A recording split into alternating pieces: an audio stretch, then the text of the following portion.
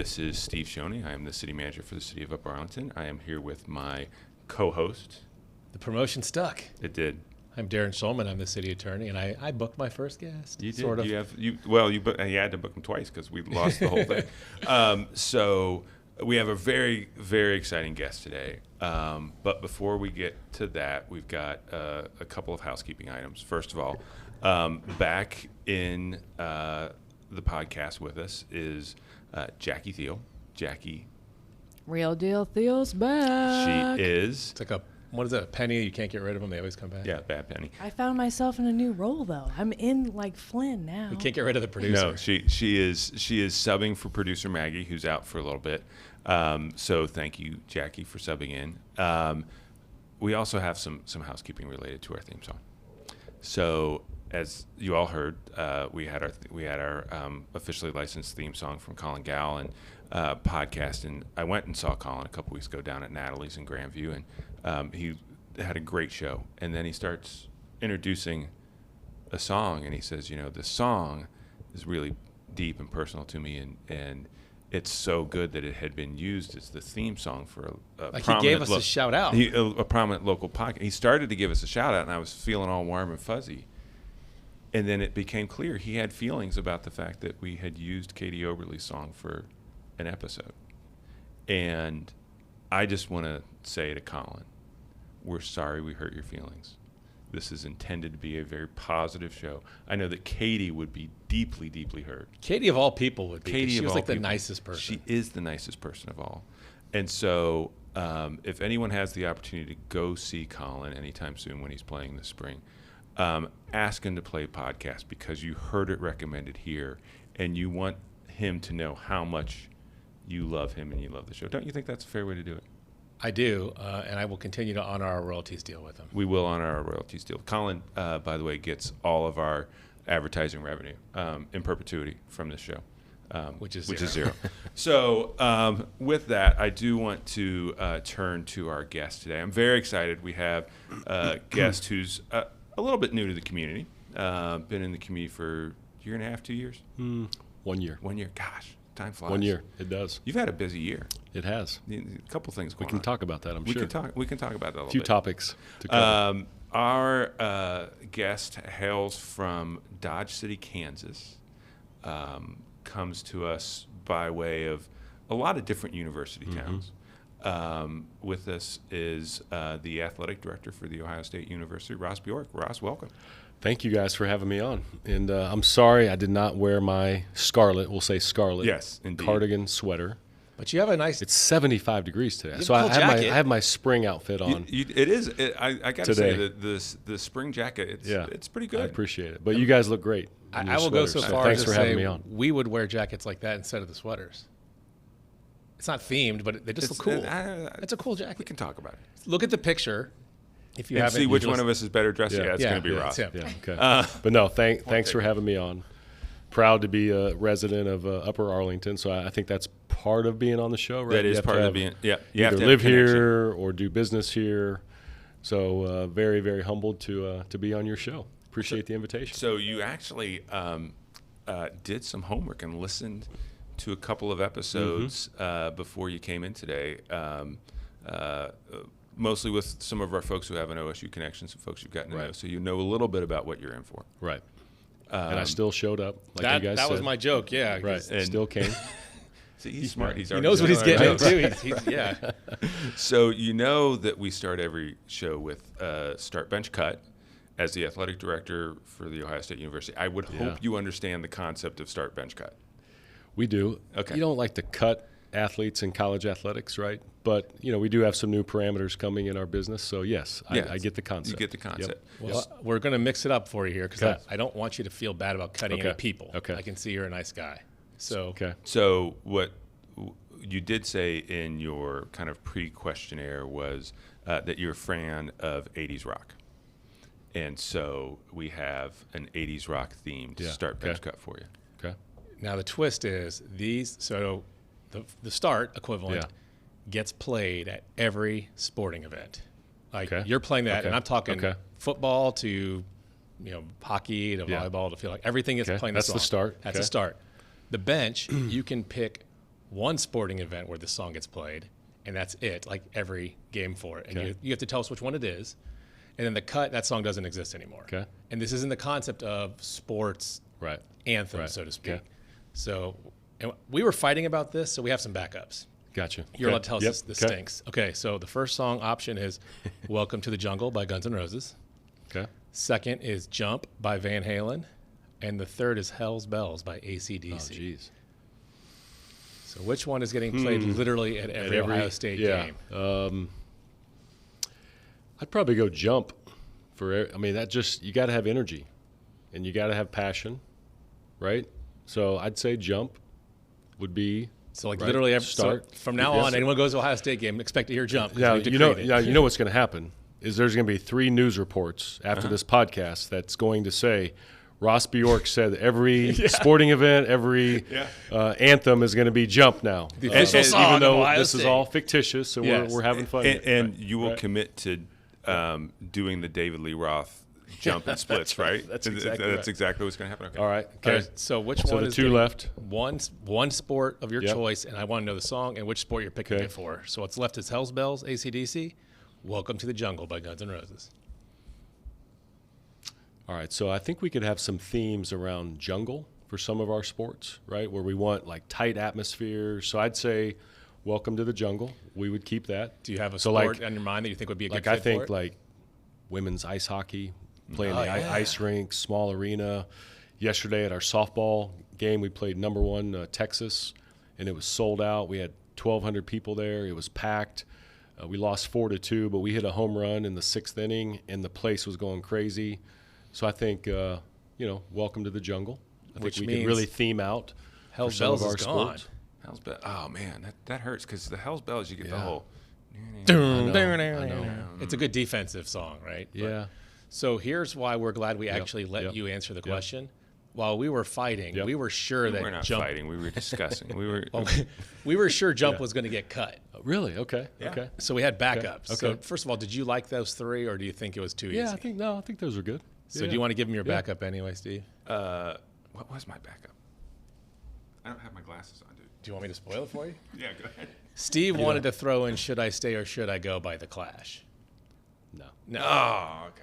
Now, No. mine, I think, is going to get a better response. I wanted "Living on a Prayer" by Bon Jovi. Love it. Steve said no Bon Jovi on the list. I Love it. refuse. Come on. This is the fight we had. He would not allow Bon Jovi. So And would you know, Bon Jovi knock somebody off? And the reason why I put 80s rock is I grew up in Dodge City, Kansas, like you mentioned. So, country music was kind of a key part of growing up. But you remember those junior high, middle school dances? Oh, yeah. Like that was kind of the heyday of the 80s rock, Bon Jovi. So, I graduated high school in 91. So my heyday of like middle school, junior high dances was this 80s rock. So Bon Jovi, Living on a Prayer, was always played. And it's a great for sports, right? So, like you're kind of down, you got to come back. Yep. We'd keep that one. Okay. All right. Tells us a lot. Sorry to disappoint you, Steve. Tells us a lot. I'm actually loving this interview already because it's like I got the pulse on anthem rock. We And did look, consult the. Have you ever heard of the Jock Jams and the Jock Rock and those old CD? Yeah, so that's what we use as our Do you starting still point. have those? Did you leave those in a car that you sold like 5 or 10 years ago? Yeah. But see, in the old days, right? In the you could play the radio, and you could have a cassette player. Oh no. And you could record record. Did you have the And double you could cassette create. player? I did. Yeah. See, I'm You could like create your own mixtape. Yeah, And I'm kids a these class days- of '89 kid. Yeah, okay, So okay. So we're close, yeah. The mixtape was a huge move. Like you That's could right. impress somebody. Like I made you a mixtape. Yeah. That's right. Actually, I made a mixtape Impress. for my wife. She did not like the same kind of music I did, so I Yeah. gave her Darren's greatest hits. So like an actual tape. It was a mixed CD tape. It was a mixed CD, but yeah. Okay, I was gonna say if it was an actual tape. No, I remember like back in high school, or middle school or whatever it was, you thought you really made it when you got like the double cassette boombox. Right. Oh, that was the best. Did you ever like want to wait for that one song that you wanted to hear on the radio, so you had your thumb on it, You're ready. Yeah, and then the DJ's like, "Here's another great hit from you." You're like, Yeah. "Oh, you stumbled over the beginning." So Yet another reason why kids these days are weak. They just don't- because they can just don't get their understand. music in an easier way. because we can turn on Spotify Sirius can- XM or Yeah. Spotify. That's what I do now. That's classic rewind, classic vinyl. You just hit those, and then mix in the country music as well. So I do have another question for you about kind of growing up, being your age, which thing annoyed you more after you had left Dodge City? Because if I looked at the bio and the timing on these things is about right, you left Dodge City about the same time as you would have had either questions about wearing, with the name of Ross Bjork, wearing a swan dress, right, or getting comments about get out of Dodge. Which one of those things annoyed you more? I would say the get the hell out of Dodge. Yeah. Because that's what the phrase is, right? Yeah. Get the hell out of Dodge. Probably that one as much as anything. And then people think it's not a real place. Oh, wait a second. Wasn't that in National Lampoon Vacation? Yeah. Yeah, it was. And there's no mountains in Dodge City. It's as flat as can be. But in National Lampoon Vacation, there's like hills. So people thought it was like a fake place. Like, is that a real place? Yes. We had cars. We didn't ride horses.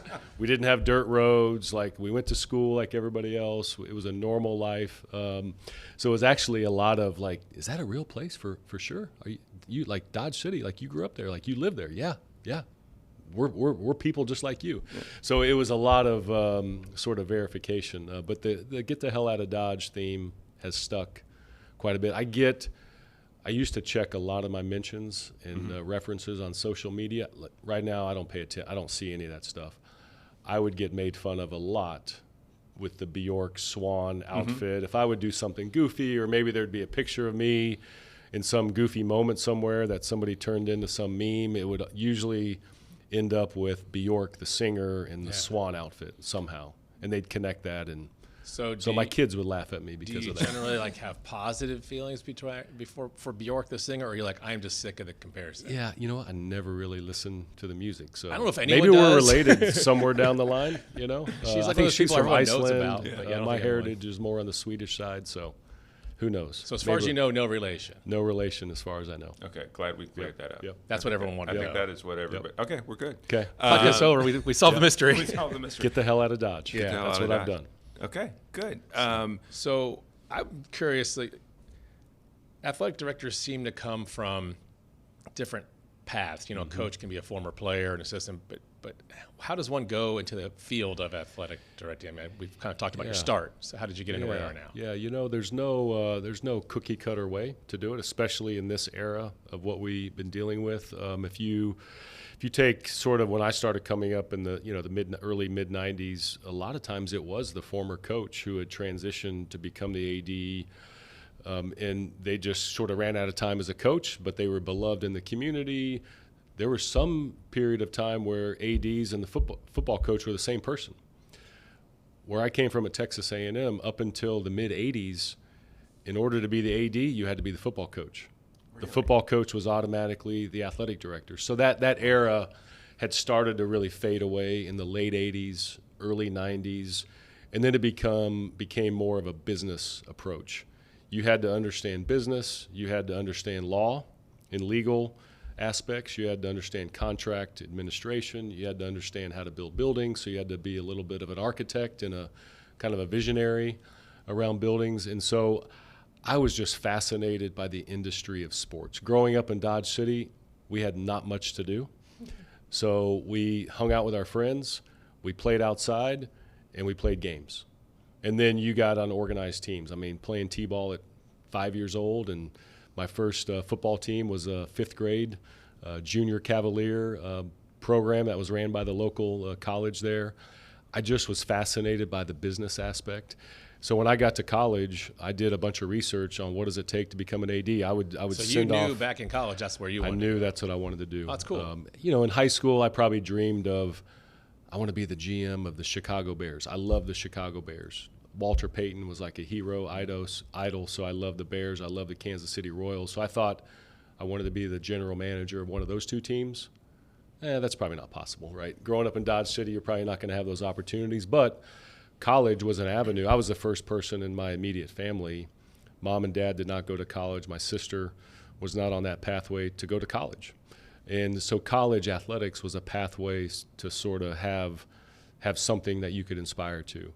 And when I got to Emporia State, I thought I could maybe work in this profession, but also I could give back, if you will, because something was given to me. And so I started researching. I would send off letters to athletic departments all over the country, and I would get the media guide. Back then it was printed. Yeah, now it's all digital. Book, yeah. A thick book, and I would cut out the bio of the athletic director, and I would highlight, okay, this person worked at Nike, this person was a coach, this person got into fundraising, this person elevated within the athletic department and became the AD. Lots of different pathways. So the point was there's no cookie cutter way, but I think the ability to raise money, to connect with people, to live in diverse markets, that's kind of what I've kind of held my hat on, is the ability to transition. Clearly, I've moved around a lot, as you mentioned. We have as a family. But I just wanted to give back to the profession. And now that it's morphed into a business, and there's so much money involved, and the operations that we run is so big, you really have to be a generalist in every single area because we touch, so many things. And back in the mid-'90s, it was like 5 or 6 things you had to be sort of an expert in. Now it's 25 to 30 things that you better be dialed in. So it's a lot to it. It's a big platform, but there's nothing that I see myself doing. It's just a great lifestyle and a profession to be a part of. Steve had some questions, but I just want to follow up on that real quick if you don't mind. Yeah, So, do you find that you have had to adapt or change to fit this new conception, or has it changed so now you're perfect for it is now? Because you don't have the sort of, I was a football coach for here and I moved up. Right. I think it's I think one of the reasons why perhaps I was attractive to Ohio State was basically I kind of toggle both era, if you will. I saw it in the late 90s, in the early 2000s, when it was sort of the fundamentals of college athletics.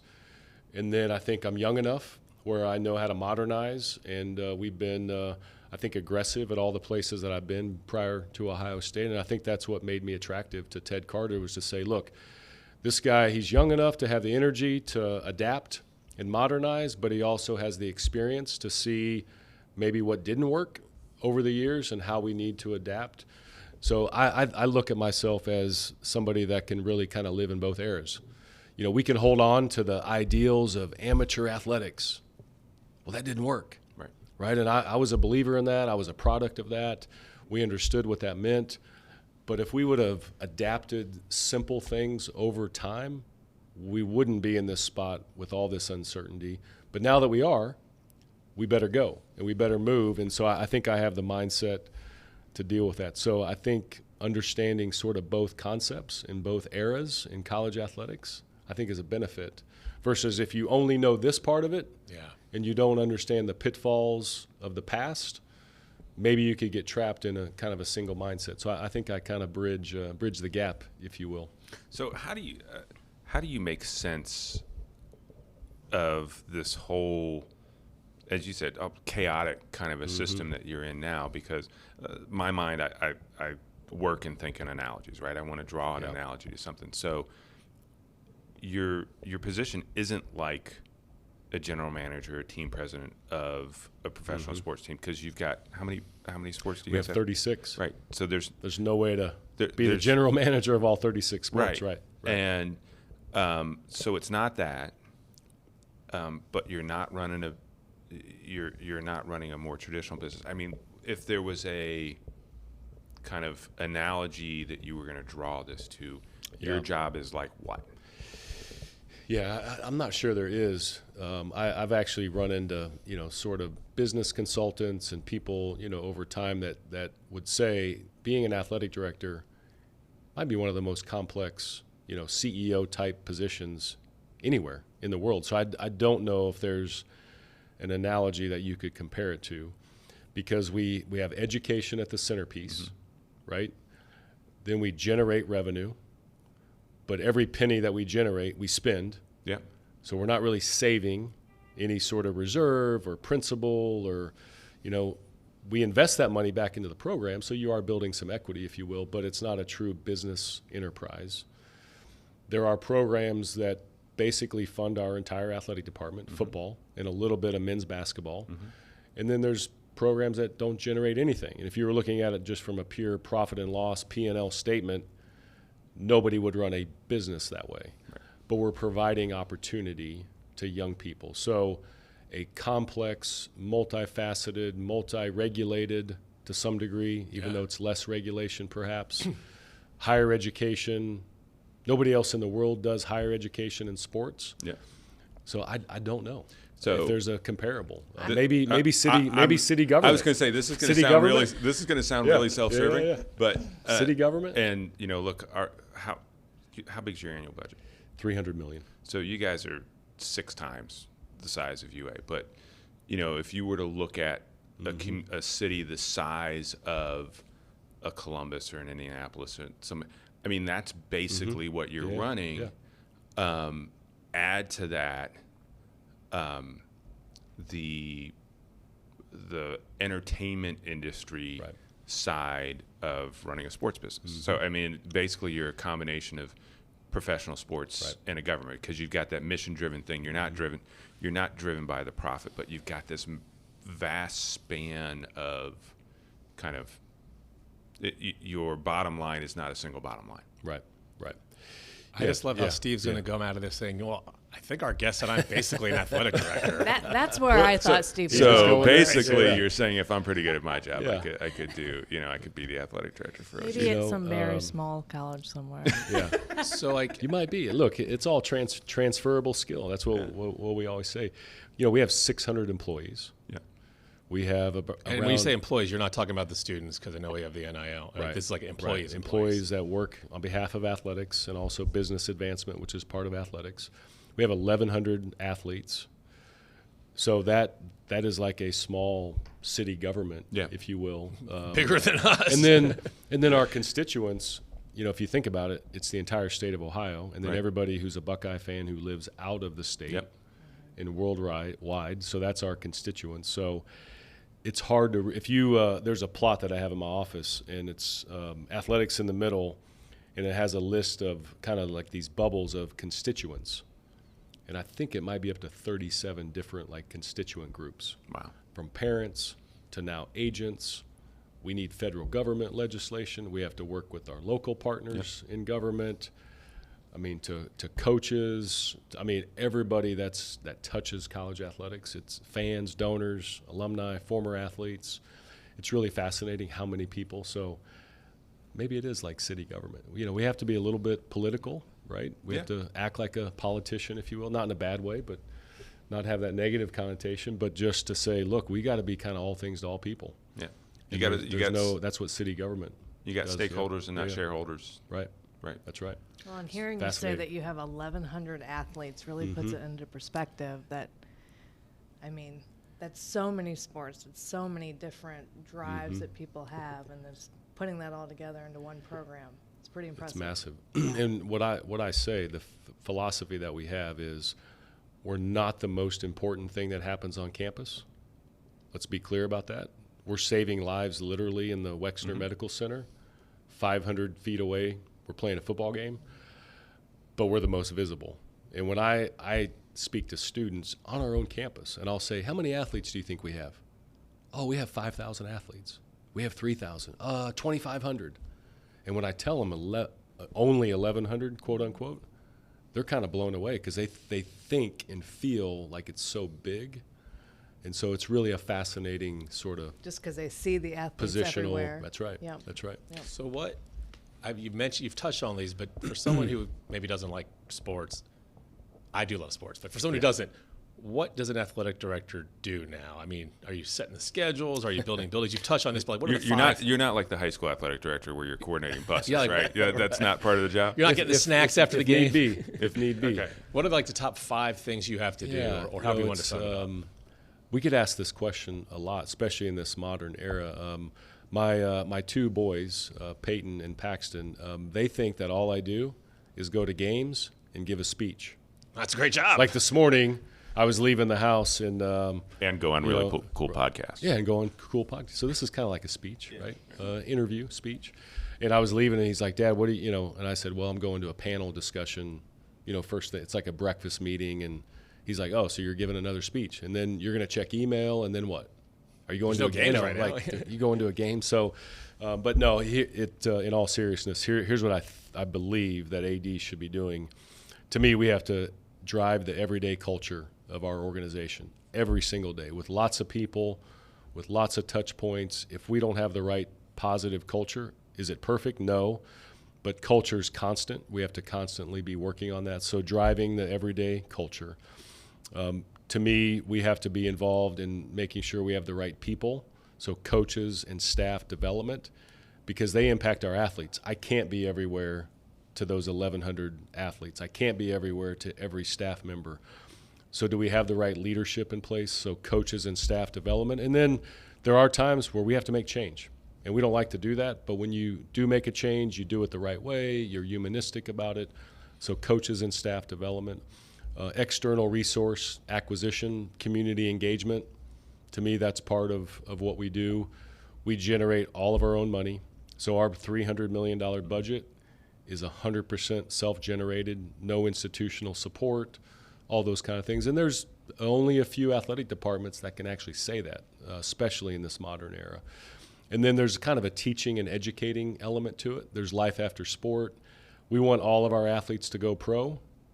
We'll keep that dream alive as long as possible, but we know the percentages, 98% don't. So what is our game plan? What is our mechanism? We're lucky here we have the Gene Smith Leadership Institute that puts all that programming together. So if I don't wake up every day thinking about one of those 4 to 5 buckets, then I'm probably missing the mark, because you can easily get distracted. There's a lot of technical things that go into what I described, but to me, those are kind of the high-level fundamentals and principles of what does an AD do. If you're not doing these things, you're probably missing the mark in a lot of other areas. And so I really try to keep the main thing, if you will, and not get too high, too low, all those elements. But that's what I try to focus on, day in and day out.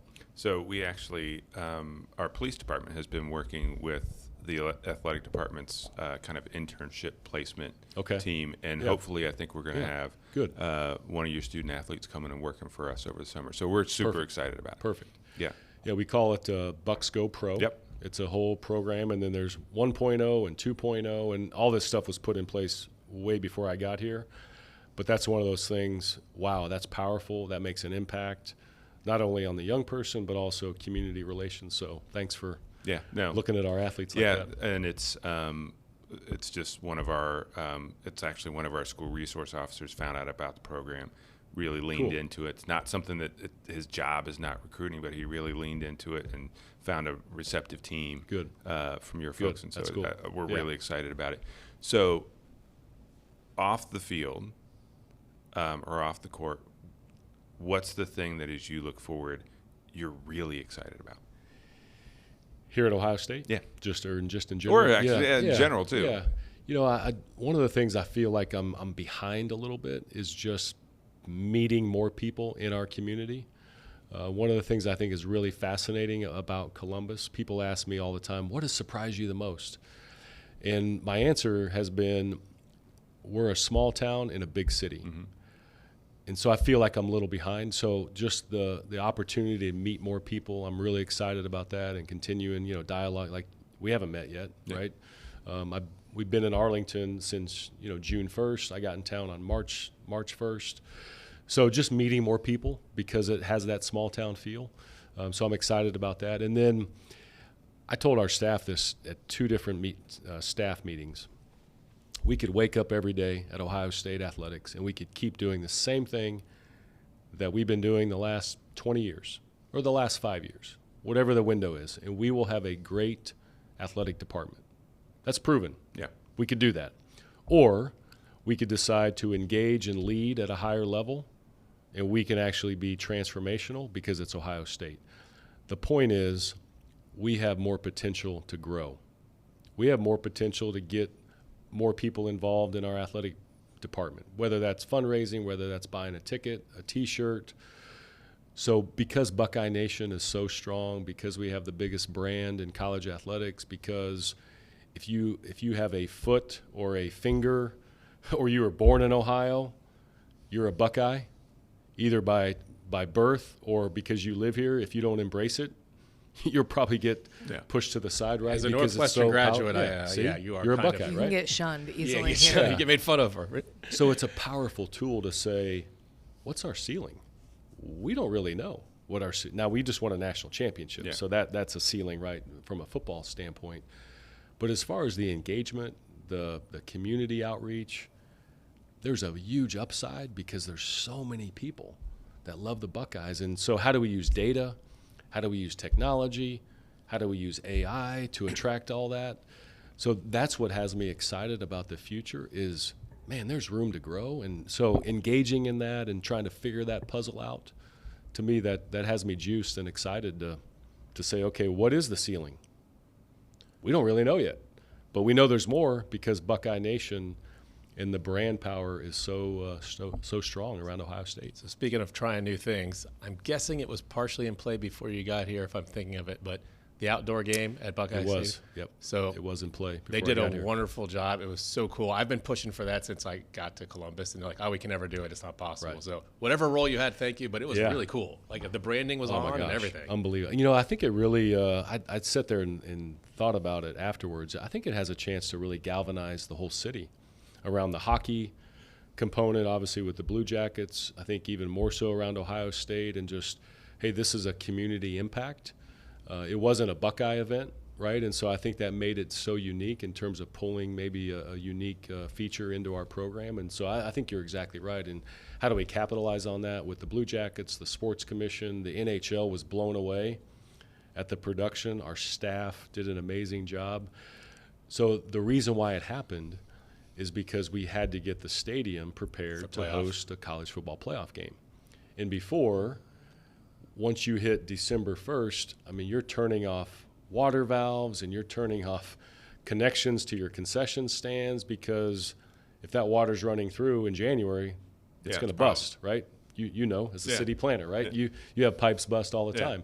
So winterizing the stadium for a college football playoff game, potentially, allowed the NHL game to pull together. So kind of a perfect timing of all the elements. And the other thing that I thought was nice that Ohio State did was there was some games going on before, like I think it was a hockey We had a women's ice hockey game. And it was like, come on in here, and then they had a skull session thing. I mean, we did all that skull stuff. Session. So nice job. And the reason why the skull session came together, the NHL, they came to 2 football games. And as they walked around pregame, they were like, you know what, we need to do a skull session. We need to have a fan fest. We need to do a team walk and have the team walk through fans versus just being dropped off at the gate.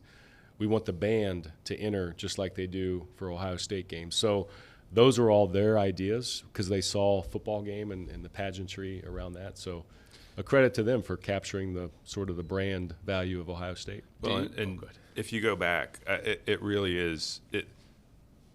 Having lived here for, pushing 30 years now, you go back to, there was a period, we have 2 19,000 square foot arenas in this town, right?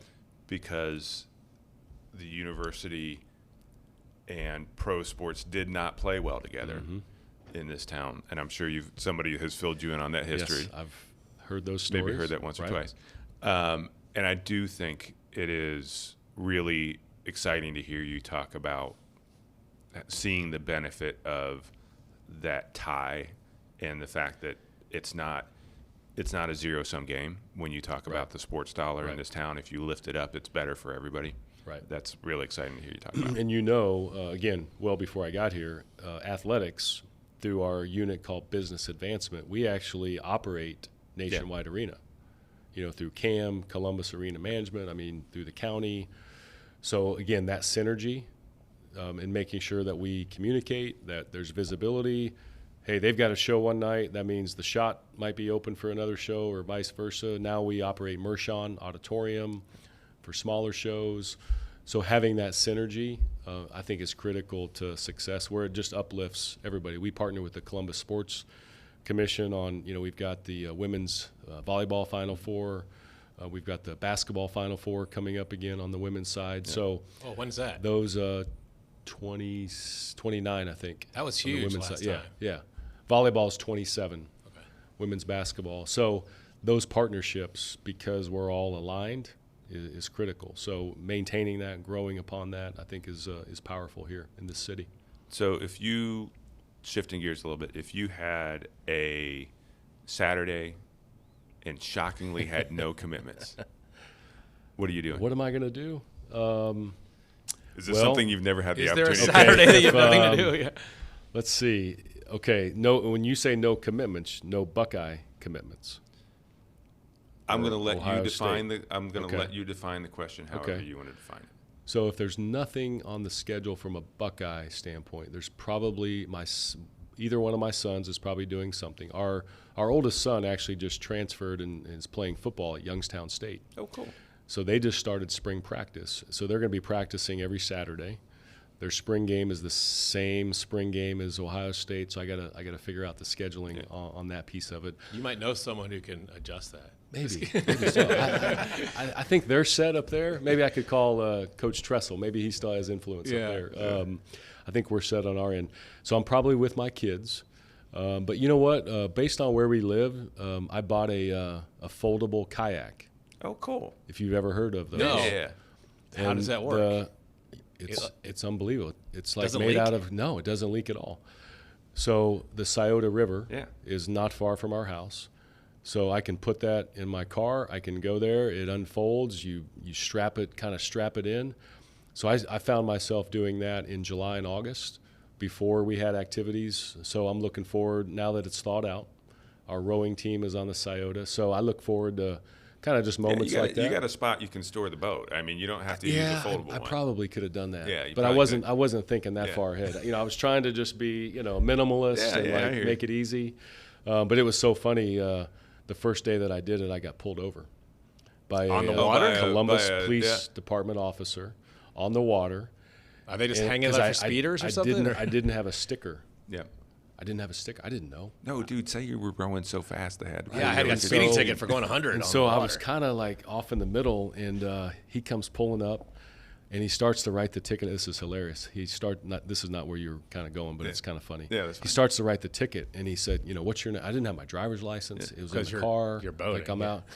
And I give him my name, and he goes, Bjork. He goes, Like the singer? Are you? Not. He didn't say this. He goes, Are you the new athletic? And I go, yes, sir. And he goes, what are you doing out here by yourself? And I go, kayaking. I mean, like having fun, like just trying to get some sun. And he was like, my wife's going to kill me if she knows that I pulled over the athletic trainer. And I go, you're doing your job. Yeah. And it was just a warning, like it wasn't a ticket or anything. But anyway, so hopefully some peaceful Did you get your Saturdays. sticker after that? I did. Okay. I got it registered. So hopefully some peaceful Saturdays on the Scioto, just kind of kicking back and chilling a little bit. I'm just floored that there's police officers just chilling there waiting for some guy to go boat by. They've got a whole station right there, and they go out. And there's the there's the no wake zone, and they got real boats out there that you got to be careful of. So maybe that's and I need to start playing a little more golf too. Okay. Columbus is a big golfing community. So I need to start playing a little more golf. I know there's a course, and I think I know somebody who could get you on if you ever needed help getting on. We've got some connections there. Yeah. Just across the street. Just up the street. Yeah, absolutely. If you need to know where it is. Yep. Yeah. So, a few more questions for you. There's a question I always ask in job interviews when we're interviewing somebody to come on the team, and I'm going to flip it around for you a little bit. Normally, I ask, "Tell me what you learned from your worst boss," and it elicits some really interesting answers. I want you to tell me what you learned from your worst coach, like under your employment, not somebody who coached you.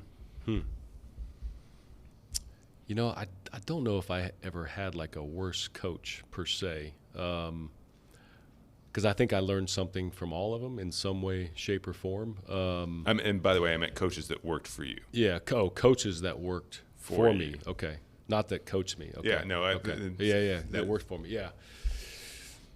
Well, when you go through, when you're an athletic director, I guess I'm 15 years in, you're going to make some good hires and you're going to make some that just don't work out. And you got to own that. And, I would say characteristics would be lack of culture, lack of accountability consistently meaning when you treat people differently with different standards, it will fall apart very, very quickly, and you get exposed pretty quickly. When you don't communicate and you're sort of afraid of tough conversations, I've seen coaches that just are really, really talented, X's and O's and strategy and great recruiters, but when it comes time to hold people accountable from a discipline standpoint, when it comes time to maybe hold your staff accountable, they can't do it. They freeze. They don't know what to do. And so those are things that I've watched over time. If you can communicate, look, not everyone's going to agree with everything. Right. We see that every day in coaching and leadership. But if you communicate and you're transparent and you're building your culture and you're pouring into your culture and you're having standards that everybody has to live up to, and there's no shortcuts on those standards, and there's nobody looking around the room going, okay, he treated me this way, but he's treating you this way.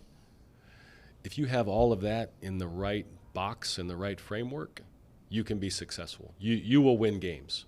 And so to me, those are the things that I've seen from coaches that just did not have the right ingredients because they just either they didn't know, they never were taught, they were insecure, or maybe they thought they had all the answers and they were the smartest person in the room. And so those are the traps, I think, in leadership that I've watched, I've learned from, tried to make sure that when we're hiring the next coach, that we don't fall into those traps and maybe you overcompensate for some of those things. So those are elements along the way that I've picked up. So by way of follow-up, everything you mentioned is more process than results. And obviously your revenue sports, everyone's watching saying they didn't go to the championship game, throw the bums out. But what is your measure of success for a non-revenue sport coach who maybe is displaying all those things, but they're not winning national championships, or what is the expectation? And do they know that when you hire them?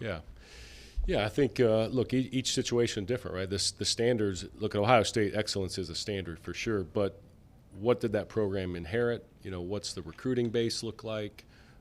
Do we have to go heavy out of state because Ohio doesn't have the base from a recruiting standpoint? So there might be different dynamics, but I think everyone knows that here at Ohio State we have a high standard. We want to compete and win championships, compete for and win championships.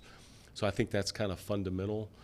To me, if we have momentum and the program is being ran the right way and there's energy on some other areas, and maybe you lost some games that you were close. Look at men's basketball. We promoted within. There's a ton of energy. There's a ton of culture building going on, recruiting at a high level.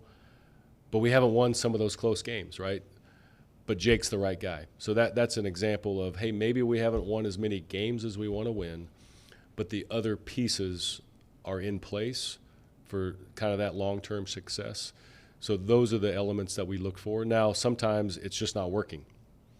And it may be a gut feeling. It may be lack of momentum, lack of energy.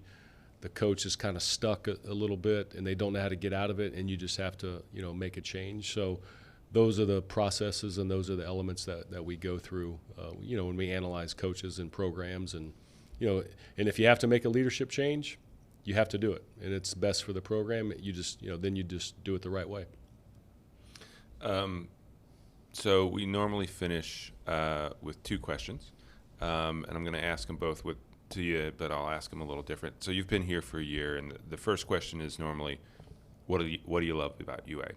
Kind of for you, it's what do you love about UA, and kind of why did you pick this? Because you had your pick of spots to go, and why'd you pick UA? And normally what would you change? You've been here for a year. It's hard to kind of give it some. If you've got something, go ahead and feel free to give it. But if you don't, kind of talk a little bit about how you see things that we ought to be taking an eye out for to make sure that we stay ahead of. Yeah, I'll try to help answer that one a little bit. Okay. I think the reason why we picked UA is my mom grew up in Northwest Ohio on a family farm, and so I've been coming to the state of Ohio our whole life, and we only came to Columbus a few times. And when this job came open, they contacted me. They reached out. I was very hesitant because we had moved around a lot. Didn't want to move our youngest son. He was going into, 8th grade, 9th grade. And so when I told my mom that we're coming to Columbus, if everything goes right, I'll be the AD at Ohio State. And she just freaks out. So when everything came together, she goes, "Where are you guys going to live?" And I go, I don't know. She's like, "Well, there's this little community, yeah. that's right next to Ohio State called Upper Arlington.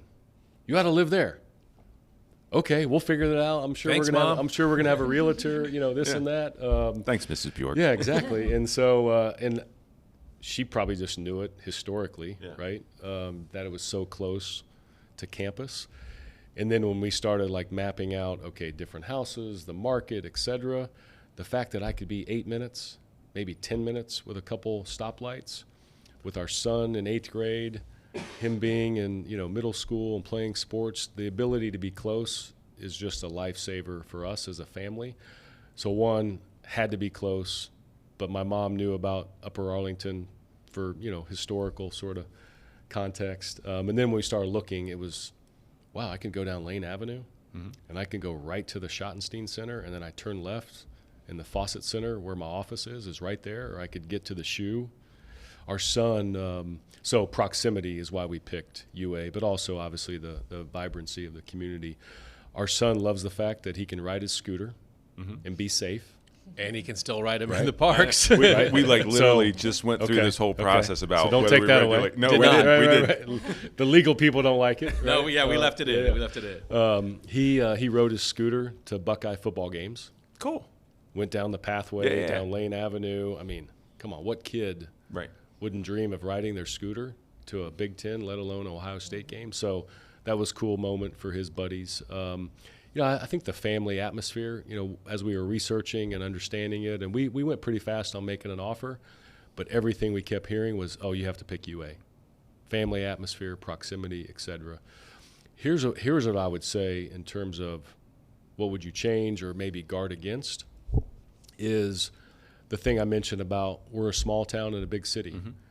It feels like UA has that vibe and definitely has that culture. So as you modernize and grow, because that's part of it, right? You want to keep growing and making sure that you're, innovating and modernizing. How do we make sure we maintain that? And that's that small town feel in a big city. That's something we pay a lot of attention to. So we're sitting in the new community center now, right? And so we chose to put this in this spot because it is as central as we could put it in the community, so that a kid younger than your kid can safely get here on a bike or a scooter or whatever the case may be, and not have to cross a bunch of different roads and do all those things, and really looking for those ways to maintain that sense of community in a different way. And it is something we pay attention to, and I appreciate you calling it out and watching it, because we're constantly trying to pay attention to, just like any other organization, how do you build on what was great in the past and evolve that to what's coming next? Right. And that's, every organization has to think about that, and we're trying to be in the same place. That's right. And the university is growing too, right? So the whole West Campus and athletics and, making sure that the university is a good partner in all that vision. And, so I think the synergy between the university and Upper Arlington is right there. And so I think those communication channels and making sure that we're all open to that. And you had Amanda Hofsis on here a while back. She's my neighbor. And, she literally lives down the street from me. So, so there's some cool, really synergies, I think, relationally, but also just, vision as well, and making sure that those things. So we just love all the little pockets of UA that you can just kind of dive into. And, again, the scooter community, as long as the legal people let us keep doing that. Just tell them to drive responsibly. Just be responsible, and we're all good.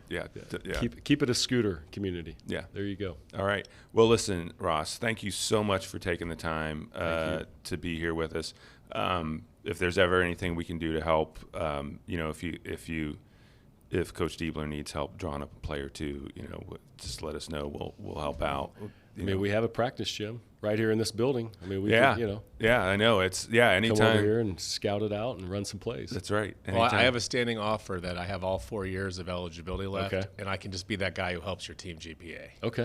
Why is this 47-year-old dude on our We'll team? take it. So I 4.0, man. was going to say neither Darren or I are graduates, but Darren has done the ultimate flex that every Buckeye I think would love to do. So Darren attended Michigan Law for 1 year and then pieced out on him because he got into a better school. So I think Darren transferred away from Michigan. He transferred away from Michigan because he got it. It's funny you bring that up because when people find out that around here that I went to Michigan the first year, they're like, "Oh," and I'm like, "Why I left? You should like me." No, yeah, I do think it's the ultimate. You get no flex. credit for that, though. no, they're like, "Oh, No Michigan." credit for that? So are you? I know we're done, but are you in on all that? Like, do you have the whole "I hate Michigan"? Team up north. Yeah, I guess you are. Team up north, right? That's Yeah. what we say, right? Look, I think you have to be, right? I mean, that game means so much, and obviously we can. That's the next podcast. So we'll break So that people part had down people the had next feelings podcast. about that game. They did. I Really? heard. I about hadn't that. heard that. Yeah, I heard about Gosh, that. that must have just come straight to you. It must exactly. there must not have been much out there. Look, you kind of live where your feet are planted, and so you dive into rivalries, you understand it, you do the history. I made sure I studied the history, especially on the football side, and understanding that it didn't start great for Ohio State in the first, I think, 19 games. I think we won one. And then it went on that, then you had the stretch where Woody dominated, then you had the 10-year war. Ever since then, it's kind of gone in cycles. We had our long run. They've had their run. So, but yeah, you dive in pretty quickly. You're all in. Yeah. So that's another takeaway. All in. Cities are like athletic departments, and Steve could be an athletic director. Yeah, I could. I like it. A bad one, but I could. All right, Thank listen. you so much. Thank you so much. Thank you guys so much. Thanks for having me on. All right.